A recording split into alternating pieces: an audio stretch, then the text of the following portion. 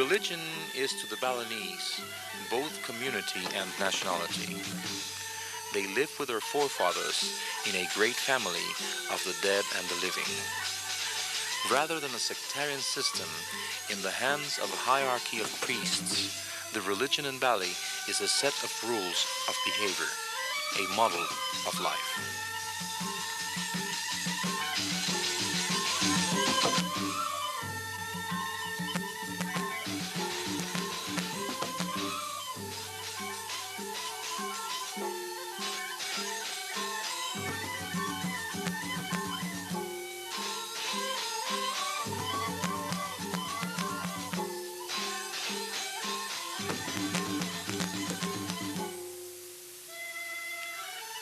Motivated by this background of religious beliefs, the Balinese found it necessary to establish a communal cooperation to provide for the magnificent festivals that are such an important part of their life.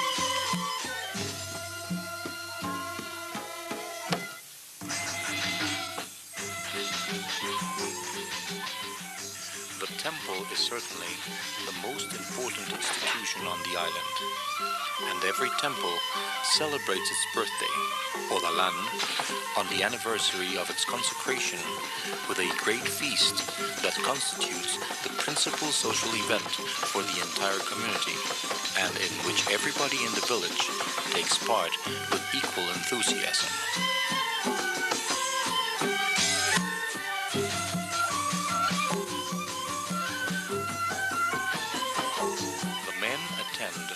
The decorations of the temple, build the temporary bamboo altars, erect awnings for entertainers, adorn the shrines with flags, pennants, and penniors, cook the food for the feast, and dress up the statues of the demons that guard the entrance.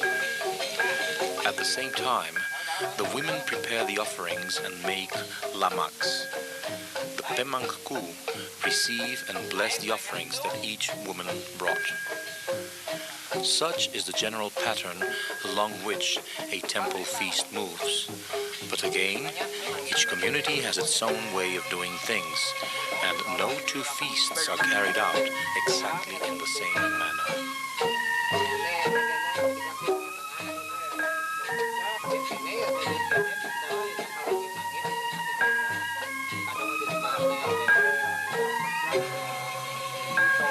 The gong played all night the stately ancient music, and as dawn approached, the old Burmanku moved around quietly, supervising things, putting out the lights and preparing for the final ceremony, the adoration of the rising sun.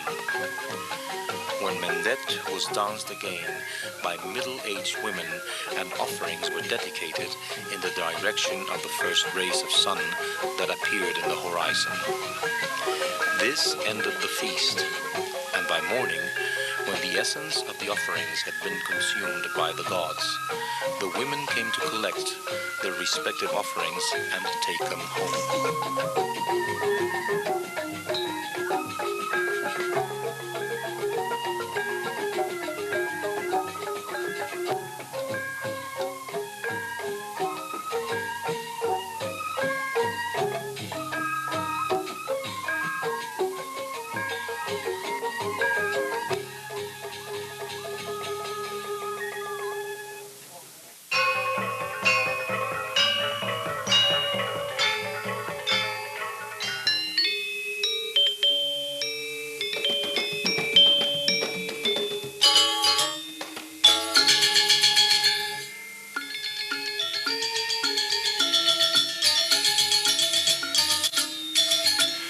Every Balinese believes that his body accumulates a magic energy called Sakti that enables him to withstand the attacks of evil powers, human or supernatural, that seek constantly to undermine his magic health. This Sakti is not evenly divided. Some people are born with a capacity to store a higher charge of magic than others. They become the priests, witch doctors, endowed with supernatural powers. The Sakti can be trained to serve them at will by the systematic study of the arts of magic and meditation. But people whose hearts are contaminated by evil use the magic science to harm their enemies, or simply to satisfy their lowest instincts.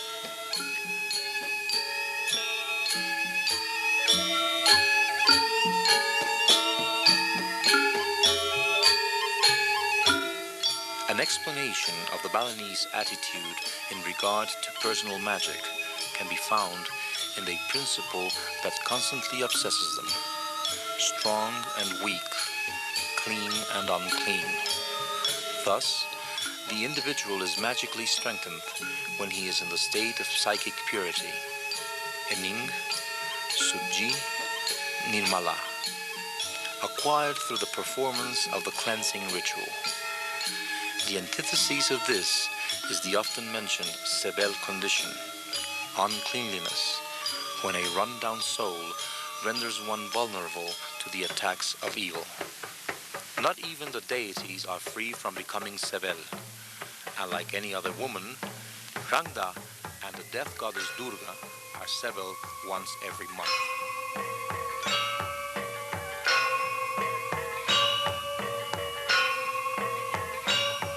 The normal way to bring out the dormant Sakti is to undergo Mawinten, the initiation ceremony of priests, magicians, dancers and actors, to give them the luck, beauty, cleverness, and personal charm that enable them to be successful.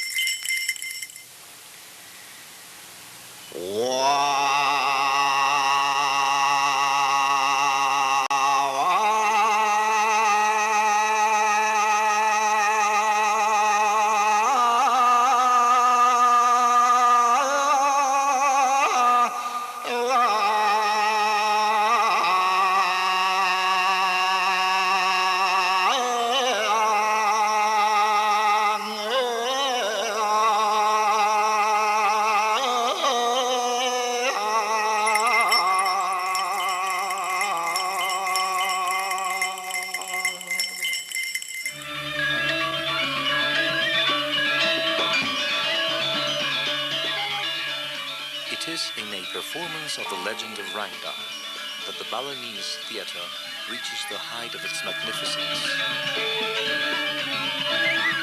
It combines the fine music and delicate dancing of the legong with the elaborate staging, the acting, singing, and comedy of the classic plays, besides the element of mystery and suspense.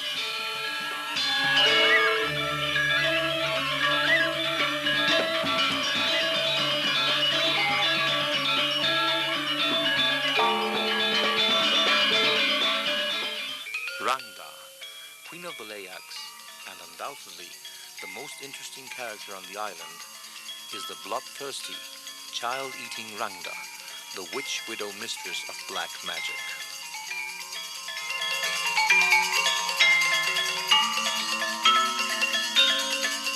The witch has a contender for supremacy in a fantastic animal, a mythical lion called Barong.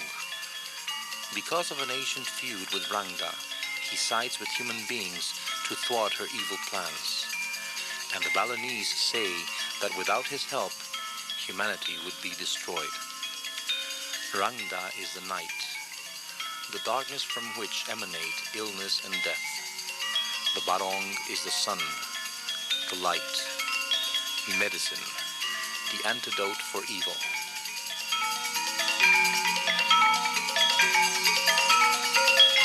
Barong began a long dance, staring around as if astounded by magic visions that filled the air.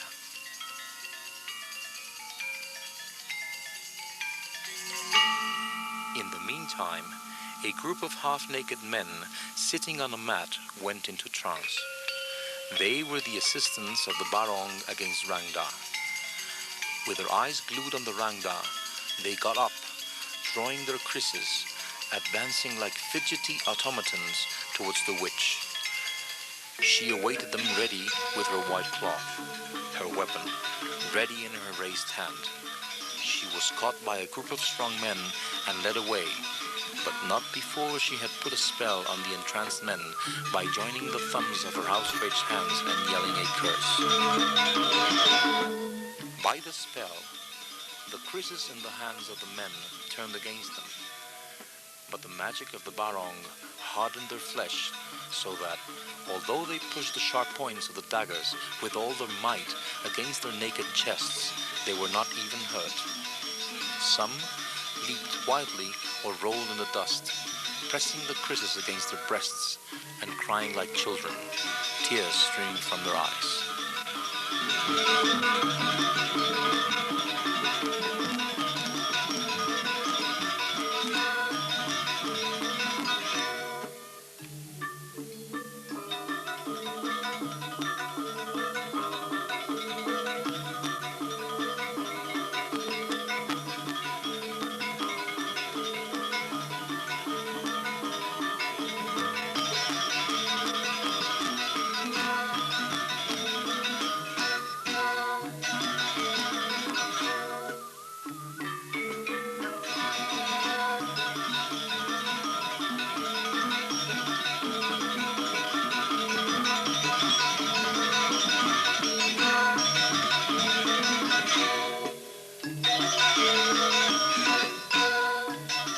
Said that only by a complete trance can the dance be performed with impunity. Otherwise, a man will wound himself or hurt others. To take the men out of the trance, they were led, one by one, to where the Barong stood. Someone sucked the bleeding chest of the wounded man and stuck a red flower in the cut. And gradually, the hysterical men came out of the trance, dazed, simply walking away as if they did not know what had happened to them. Banespati Rajda, Lord of the Jungle, Jero Gede, the big one, rather than Barong, has won, and humanity will save the game.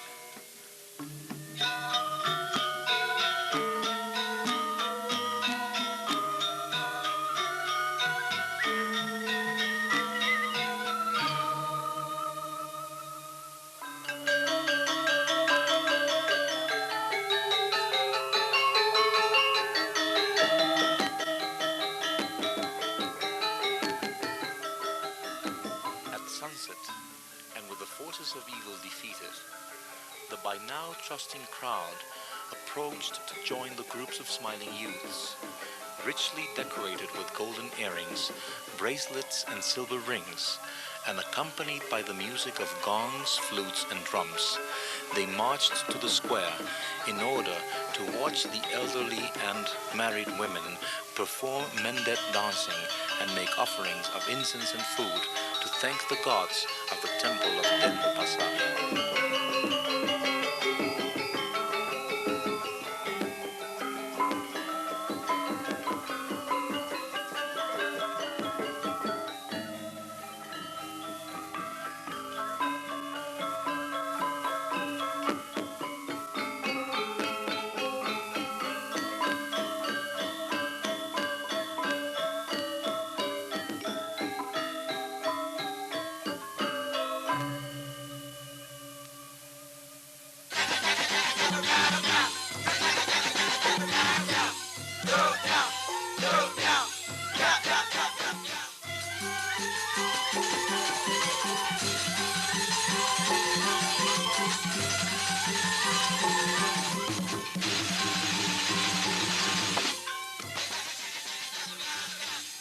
In Denpasar, we had occasion to witness the great cremation of the old King Jerokuta, killed in the mass suicide of 1906. His body was burned then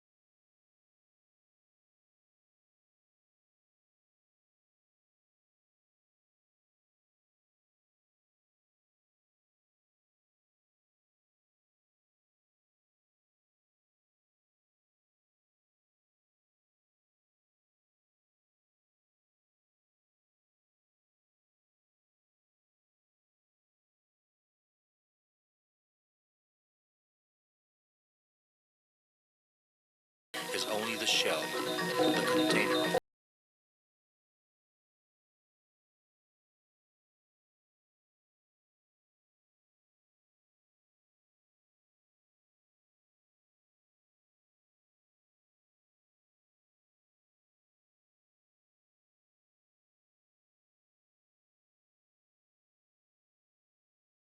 That this procession be grand and luxurious, and all the relatives of the dead parade in it, dressed in the finest clothes obtainable, with brocades, gold flowers, jewelry, and jeweled krises much in evidence.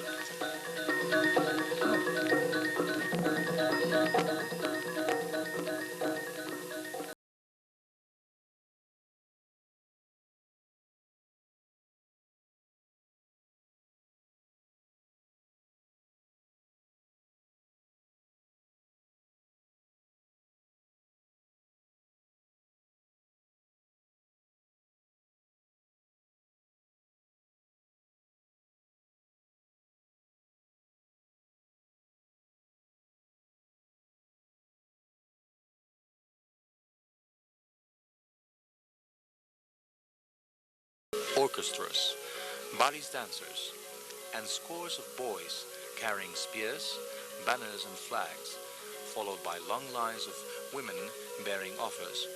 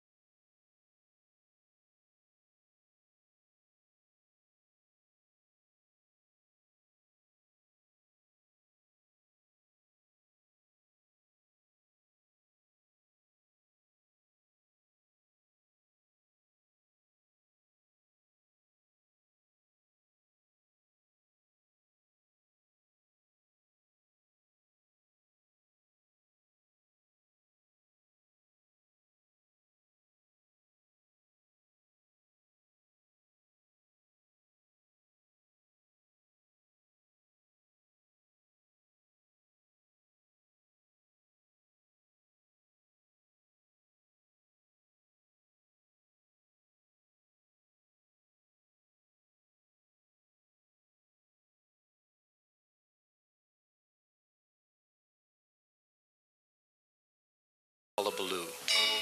Each tower is led to the cemetery by a long rope tied at one end to the platform where the corpses are fastened, the other held by the hands of relatives.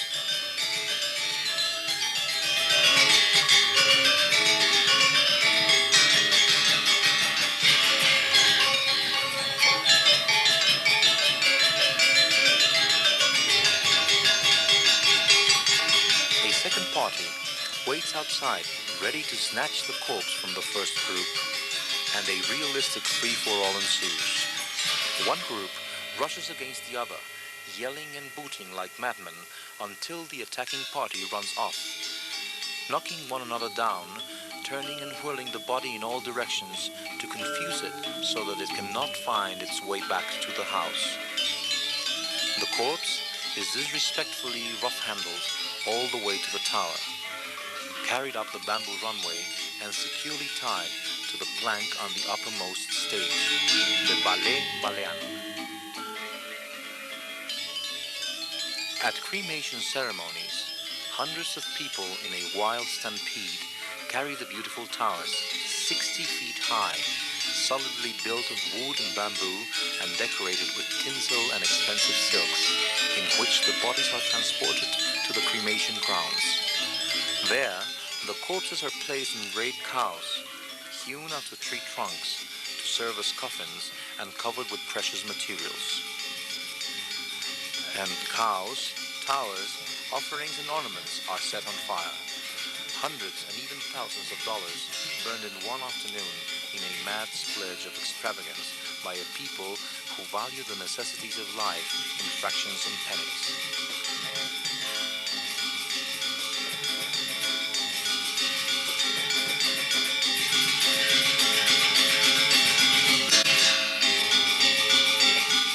The great towers in which the corpses are carried to the cremation ground and the animal-shaped coffins in which they will be burned, the two most spectacular factors in a cremation, have waited ready for days in some corner of the village, covered with screens of woven palm leaf.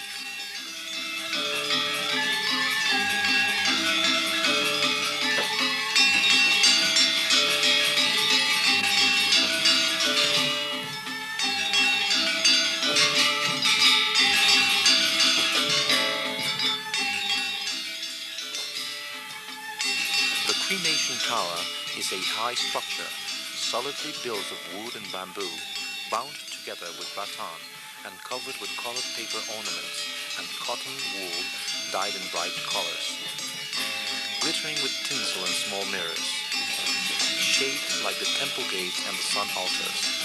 The tower represents again the Balinese conception of the cosmos, a wild beast, often in the shape of a turtle with two serpents entwined around its body, symbol of the foundation upon which the world rests, supporting three gradually receding platforms, the mountains, with bunches of paper flowers and leaves on the corner of each platform to represent the forests.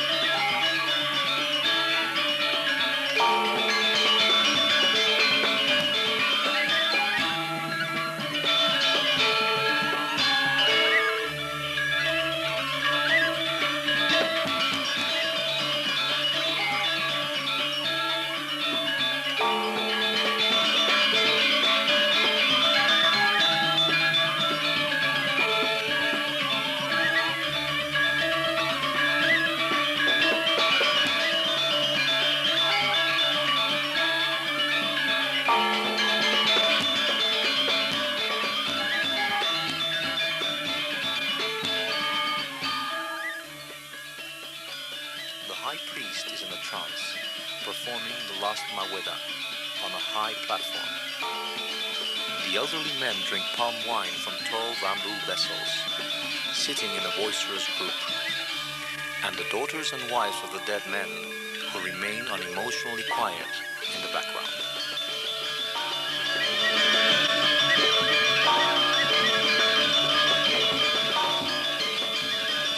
To the Balinese, only the soul is really important.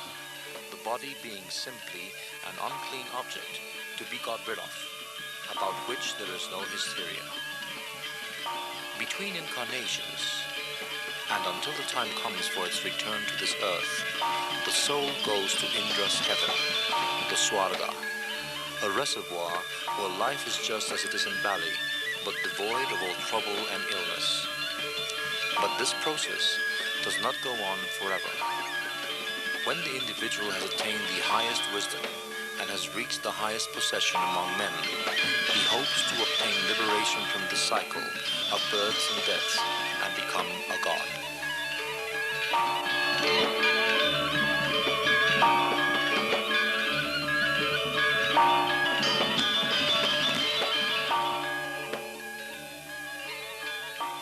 It is obvious that the Balinese are by no means a primitive people. Although we use the term to differentiate our own material civilization from the native cultures in which the daily life, society, arts and religion form a united whole that cannot be separated into its component parts without disrupting it. The cultures where spiritual values dictate the mode of living, especially at the happy and peaceful island of Bali.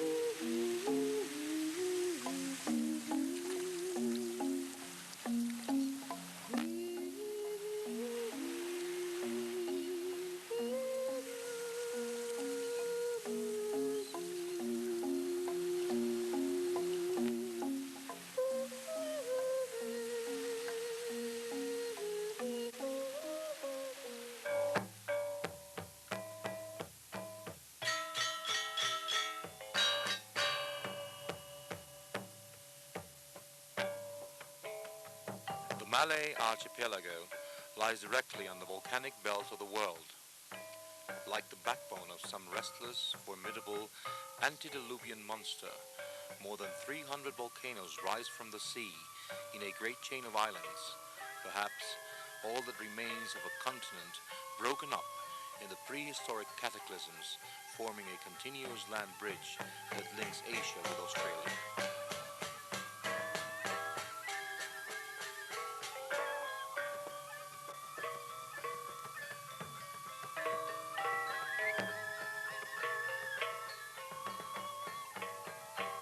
One of the smallest, but perhaps the most extraordinary, is the island of Bali, a cluster of high volcanoes deeply furrowed by ravines, washed out by rising rivers full of rapids and waterfalls.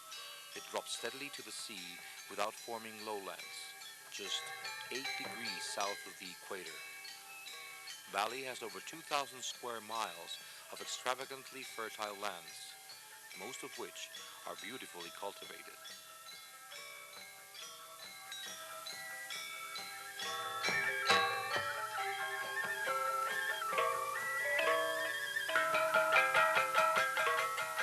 Like a continual undersea ballet, the pulse of life in Bali moves with a measured rhythm, reminiscent of the sway of marine plants and the flowing motion of octopi and jellyfish under the sweep of a submarine current. There is a similar correlation of the elegant and decorative people with the clear-cut, extravagant vegetation, of their simple and sensitive temperament with a fertile land. No other people give the impression of living in such close contact with nature. The slender Balinese bodies are as much a part of the landscape as the palms and the breadfruit trees, and their smooth skins have the same tone as the earth and the brown rivers where they bathe. The Balinese belong in their environment in the same way that a hummingbird or an orchid belongs in a Central American jungle.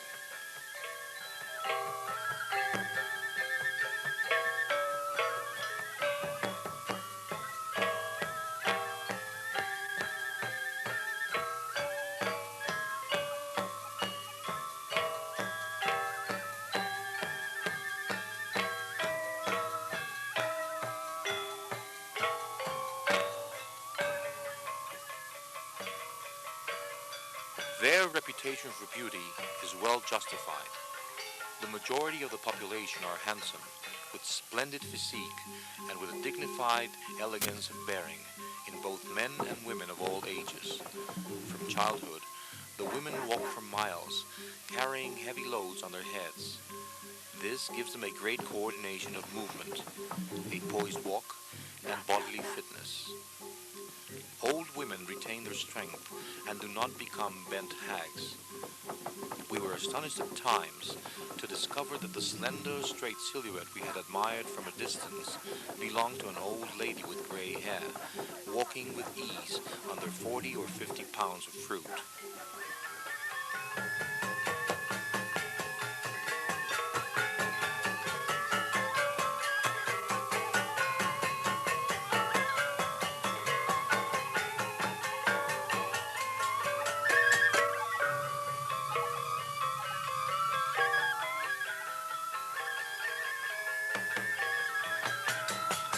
Their character is easy, courteous, and gentle, but they can be intense and can show strong temper if aroused.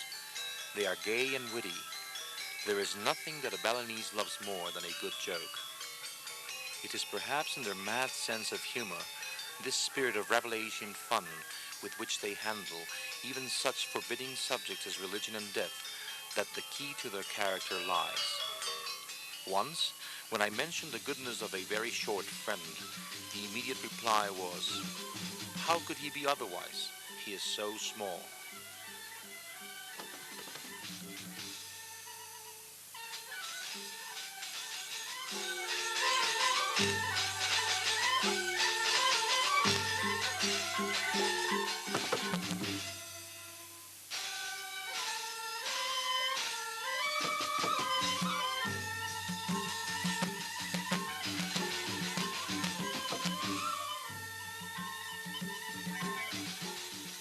The pride of the Balinese has not permitted the development of one of the great professions of the East.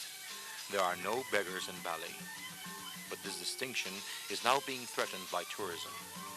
A gift must be reciprocated, and we were often embarrassed by the return presents of our poor neighbors. Children of the neighborhood that Rose had treated for infected wounds always came back with presents of fruit or rice, which they handed casually to our houseboy, never mentioning them to us, as if they had wanted to avoid making a demonstration of their generosity. Even children have a strong sense of pride.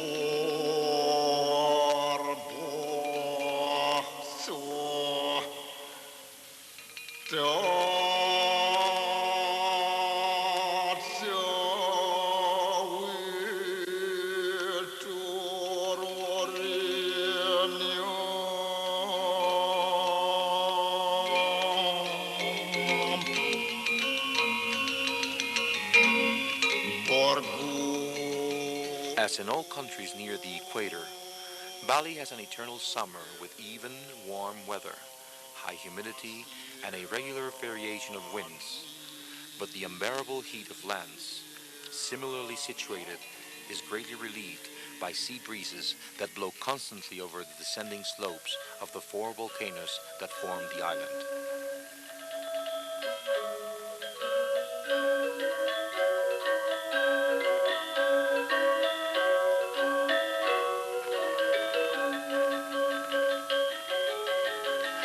There are small settlements of fishermen who brave the malarial coast, but in general, fishing is done on a small scale in beautiful prows shaped like fantastic elephant fish, gajamina, with elegant stylized trunks and eyes to see at night.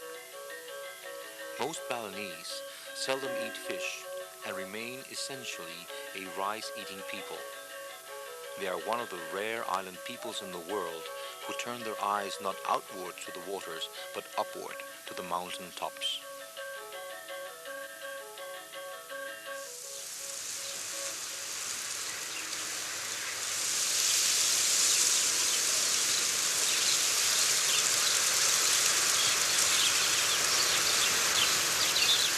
According to the legend, the Balinese originally had only the juice of sugar cane as food. Out of pity for the human race, the male god of fertility and water, Vishnu, came to the earth in disguise to provide them with better food. He raped an unwilling Mother Earth to fertilize her and give birth to rice. Then Vishnu made war on Indra, the lord of the heavens, to induce him to teach men how to grow rice.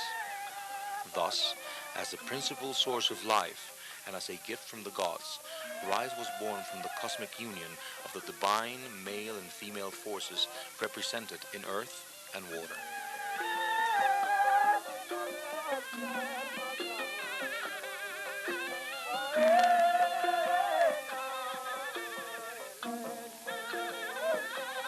The Balinese are famed as the most efficient rice growers in the archipelago. They raise 2 crops of fine rice a year with such success that they have more than sufficient for the needs of the population, often having enough left over to sell or give away. Even agricultural experts admit that the modern methods could not improve the already excellent results, due perhaps to the intense striving of the Balinese for improvement, their communal cooperative agricultural societies, and their system of seed selection.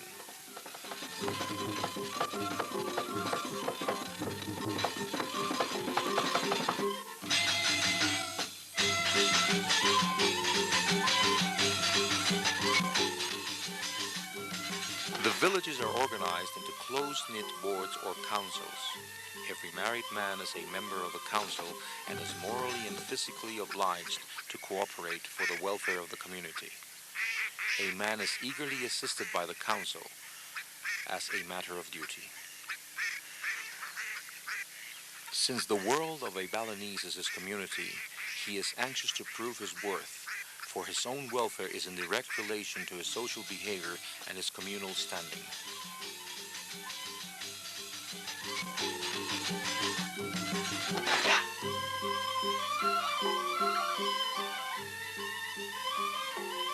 The most striking element of the Balinese landscape is the ever-present rice field, the sawa, a patch of land filled with water held by dikes cut out of the red earth. The receding terraces resemble green plains.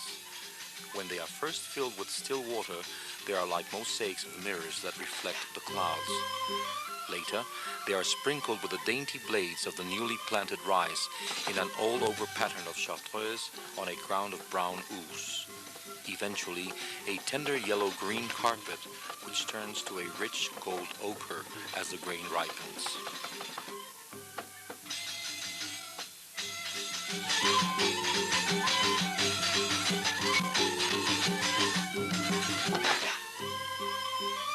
Ducks are driven in flocks to the rice fields, where they are fed on all sorts of small water animals.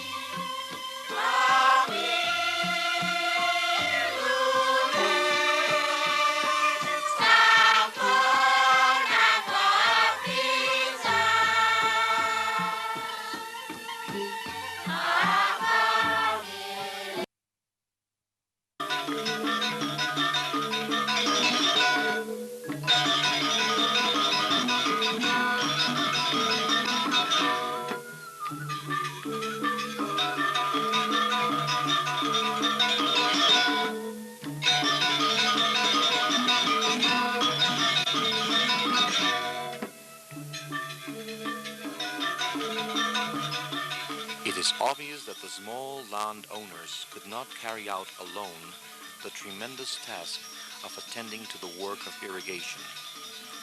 It became necessary for them to organize into subaks, agricultural cooperative societies, water boards that control the equitable distribution of water to their members. Like other Balinese associations, the spirit of the subak is essentially communal. All members abide by the same rules, each one being allotted work in relation to the amount of water he receives.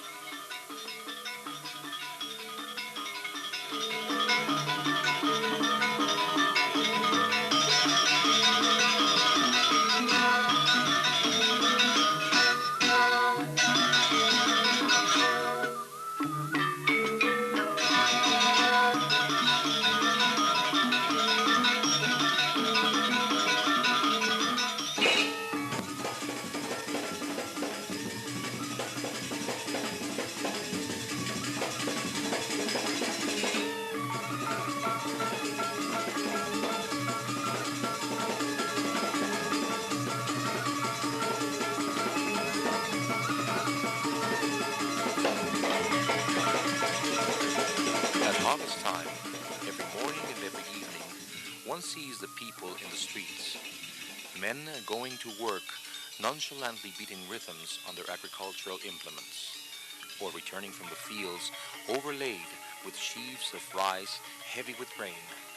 Poised women come and go with great loads of shiny black clay pots on their heads.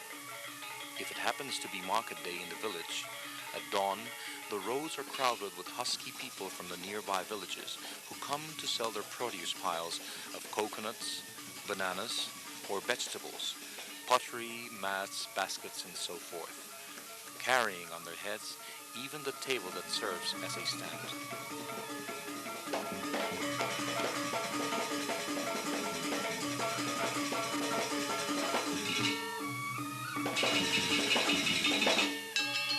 If there is a feast in the village temple, the people parade in yellow, green, and magenta silks with fantastic pyramids of fruit and flowers, offerings to the gods in a pageant that would have made Diaghilev turn green with envy.